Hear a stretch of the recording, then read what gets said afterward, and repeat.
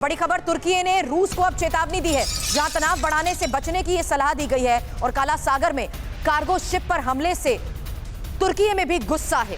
रूसी नौसेना ने किया था तुर्की के कार्गो शिप पर हमला, जिसके बाद ये बयान सामने आया है और ये कहा जा रहा है तुर्की की तरफ से रूस को चेतावनी भरे लहजों से कि तनाव बढ़ाने से बचना होगा रूस को।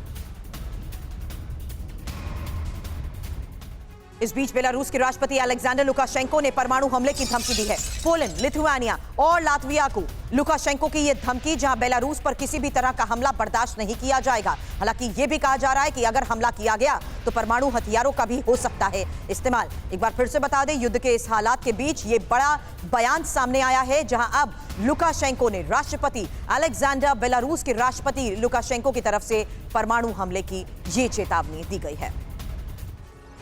अब लुकाशेंको ने रूस और यूक्रेन को लेकर कई बड़ी बातें भी कही हैं। हालांकि लुकाशेंको की परमाणु हमले की इस धमकी के तहत इंफॉर्मेशन आपके सामने, जहां पोलैंड, लिथुआनिया और लातविया को परमाणु हमले की धमकी के तहत यह चेतावनी जारी की गई है कि अगर हमला हुआ तो बेलारूस परमाणु हथियारों के इस्तेमाल से पीछे नहीं हटेगा। बेलारूस यूक्रेन पर हमला नहीं करेगा जब तक यूक्रेन की तरफ से हमला ना हो।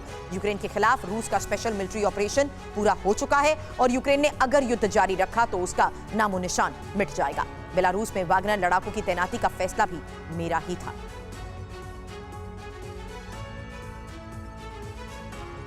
अब बेलारूस बॉर्डर पर लिथुआनिया की किलेबंदी को लेकर भी बड़ी खबरें हैं, क्योंकि लिथुआनिया ने ही बेलारूस से लगे 2 बॉर्डर्स को सील कर दिया है और बेलारूस के साथ बढ़ते तनाव की वजह से यह फैसला लिया गया है। तो जिस तरीके से डिप्लॉयमेंट्स की गई हैं, जिस तरीके से पोजीशनिंग की जा रही है, हथियारों का जखीरा इकट्ठा किया जा रहा है, वहीं बेलारूस बॉर्डर पर लिथुआनिया की किलेबंदी को लेकर यह बड़ी खबर है, जहां 2 बॉर्डर्स को सील रखने का फैसला लिया गया है। अब सुमी में भी रूसी फौज की जबरदस्त बमबारी को लेकर बड़ी खबर है। रूस की 2 मोर्चे पर एक साथ बारूदी बारिश को लेकर यह खबर है, क्योंकि रूस के खिलाफ यूक्रेन की यह जवाबी कार्रवाई मानी जा रही है और रूस के शहर ब्रियांस्क पर भी ड्रोन से हमला हुआ है।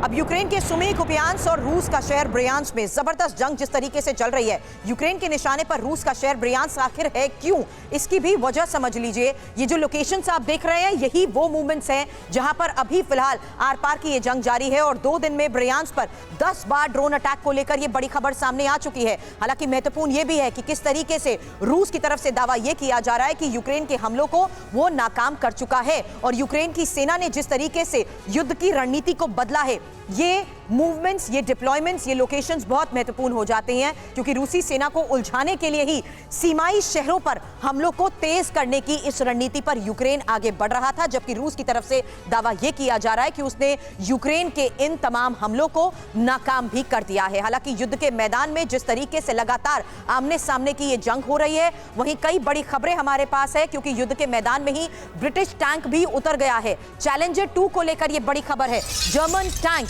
लेपर्ड के बाद अब ब्रिटिश टैंक की परीक्षा का यह वक्त है, क्योंकि रूसी टैंक T-72 और T-80 से चैलेंजर का मुकाबला होने वाला है। ये इसलिए कह रहे हैं क्योंकि अब युद्ध के बदलते इस हालात में, युद्ध के मैदान में ब्रिटिश टैंक चैलेंजर 2 आ गया है।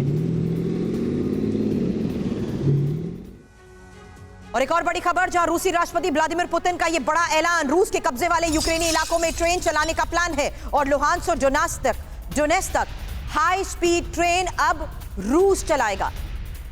क्या यूक्रेन के काउंटर ऑफेंसिव के बाद ट्रेन चलाने का यह फैसला लिया गया है, क्योंकि जिस तरीके से उन तमाम लोकेशंस पर यूक्रेन की तरफ से अटैक हो रहे हैं, जो इन सीमाई इलाकों तक पहुंचाने का सबसे बड़ा पुतिन का जरिया है, उसके बाद पुतिन की तरफ से ऐलान ट्रेन चलाने का।